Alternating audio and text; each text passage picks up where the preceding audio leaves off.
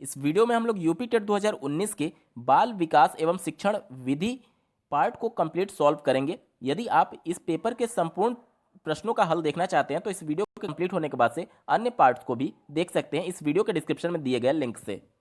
पहला प्रश्न पूछा गया था, स्तंभ ए तथा स्तंभ बी को सुमेलित कीजिए। देखिए, एनिमल इंटेलिजेंस एक बुक का नाम है जो कि थॉर्नडाइक के द्वारा लिखा गया है, तो ऑप्शन ए का 3 वाला सही हो जाएगा। ठीक है। दूसरा देखिए, पुनर्बलन की सूची।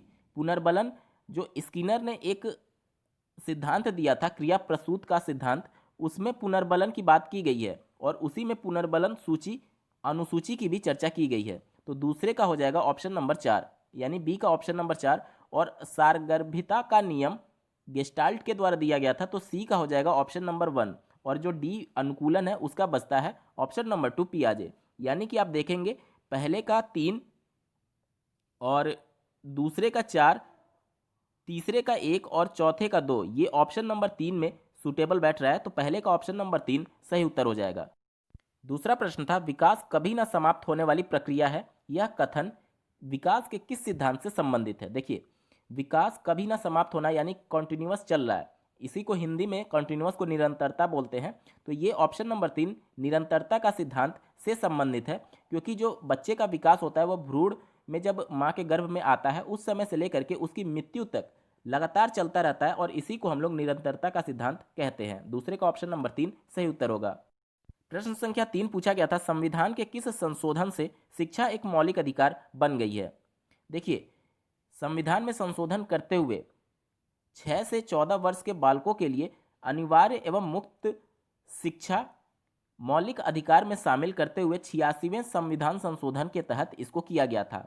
तो ऑप्शन नंबर 2 86वें संविधान संशोधन इसका सही उत्तर होगा। बात करेंगे चौथे प्रश्न की, अभिप्रेरणा के मूल प्रवृत्ति सिद्धांत के प्रतिपादक कौन है। तो ऑप्शन नंबर 2 मैकडूगल सही उत्तर है। पांचवा प्रश्न पूछा गया था, विकास की किस अवस्था को कोल एवं ब्रूस ने संवेगात्मक विकास का अनोखा काल कहा है। तो ऑप्शन नंबर 1 बाल्यावस्था इसका सही उत्तर है।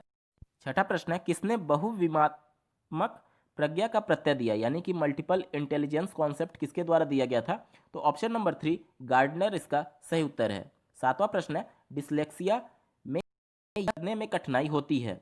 देखिए दोस्तों, पढ़ने में जो भी अक्षमता होती है उसको डिसलेक्सिया कहते हैं, और ऑप्शन नंबर 2 आप देखेंगे तो पढ़ने और वर्तनी में जो समस्या आ रही है उसी को डिसलेक्सिया के नाम से जाना जाता है। सातवें का ऑप्शन नंबर 2 सही उत्तर होगा।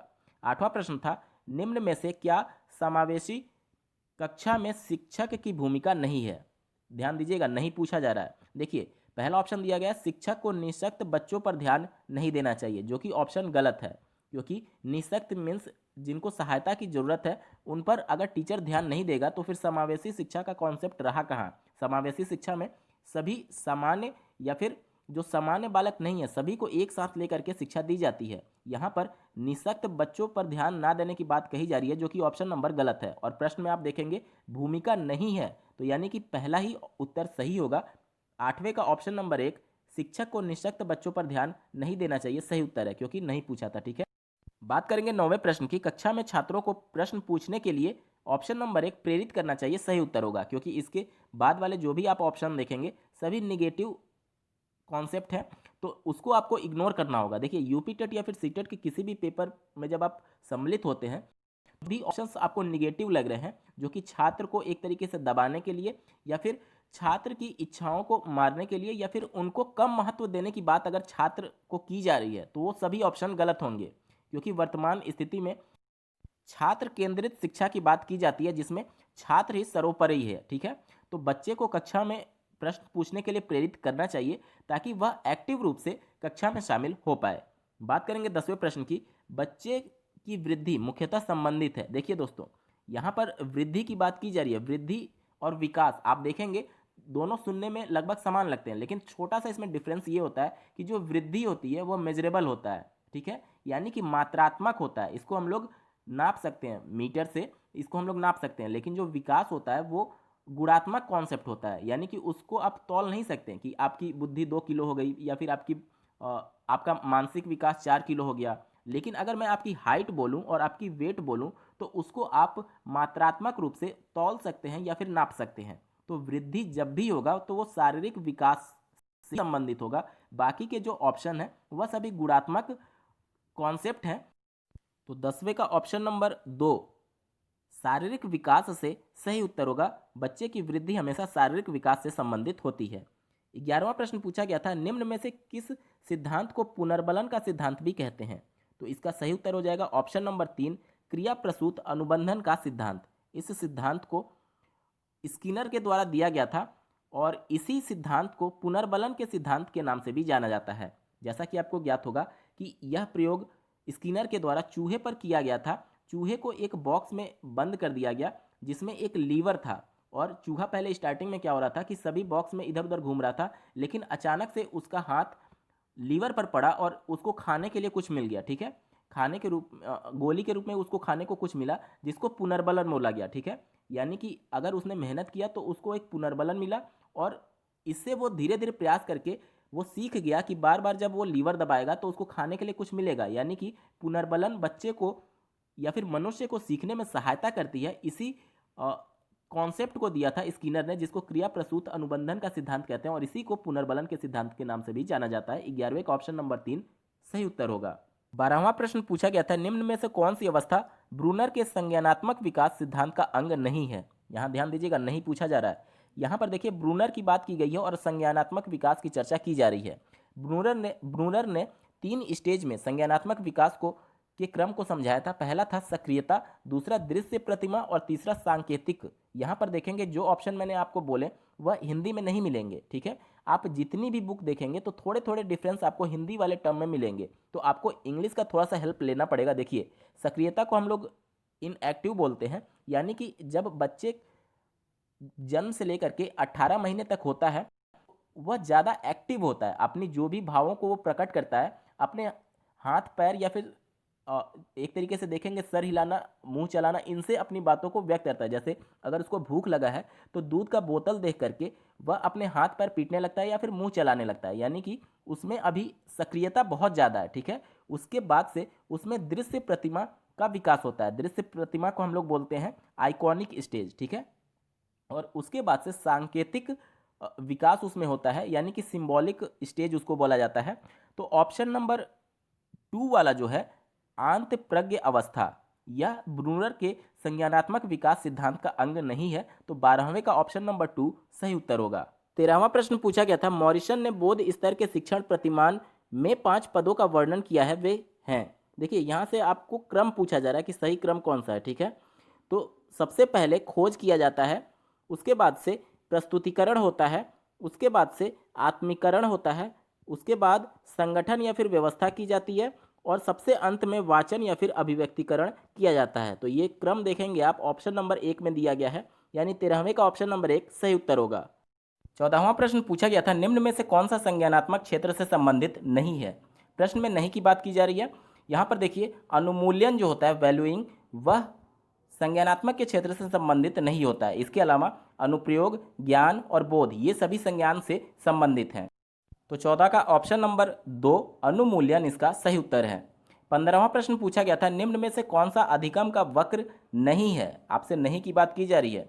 तो जो लंबवत होता है ऑप्शन नंबर 4 में दिया गया है वह अधिगम का वक्र नहीं होता है। इसके अलावा मिश्रित, नतोदर, उन्नतोदर ये सभी अधिगम के वक्र होते हैं, लेकिन लंबवत वक्र नहीं होता। इस वजह से 15 का ऑप्शन नंबर 4 सही उत्तर होगा। 16वां प्रश्न पूछा गया था, यदि शिक्षक कक्षा में एक छात्र को समस्यात्मक बालक के रूप में पाता है तो उसे, दूसरा ऑप्शन दिया गया है बच्चे को दंड देना चाहिए, जो कि ऑप्शन गलत है। कभी भी बच्चे को आप दंड नहीं देंगे। इस प्रकार के नकारात्मक विकल्प को देखते उसे किनारा कर लेंगे। ठीक है, तीसरा ऑप्शन दिया गया तत्काल घर वापस भेज देना चाहिए, ये भी ऑप्शन गलत है। इस प्रकार से आप देखेंगे तो कुछ समय बाद एक एक करके सभी बच्चों को आपको घर भेजना पड़ेगा, जो कि ऑप्शन गलत है। चौथा ऑप्शन दिया गया बच्चे को परामर्श देना चाहिए, ये ऑप्शन सही होगा। 18वां प्रश्न पूछा गया था, निम्न में से किसने अधिगम का सिद्धांत प्रतिपादन नहीं किया है? देखिए स्किनर का सिद्धांत है जो कि अधिगम से संबंधित है, उसको बोलते हैं क्रिया प्रसूत का सिद्धांत। दूसरा है कोहलर का सूज का सिद्धांत। तीसरा है थार्नडाइक का तो प्रयत्न एवं भूल का सिद्धांत इनके द्वारा दिया गया है, लेकिन बीएस ब्लूम के द्वारा अधिगम से संबंधित कोई भी सिद्धांत नहीं दिया गया है। तो 18वें का ऑप्शन नंबर 4 बीएस ब्लूम सही उत्तर होगा। 19वां प्रश्न पूछा गया था, शिक्षा में अवरोधन का क्या तात्पर्य है? तो किसी भी कारणवश बालक का 1 वर्ष से अधिक एक ही कक्षा में ठहर जाना अवरोधन कहलाता है। यानी 19 का ऑप्शन नंबर 3 सही उत्तर होगा।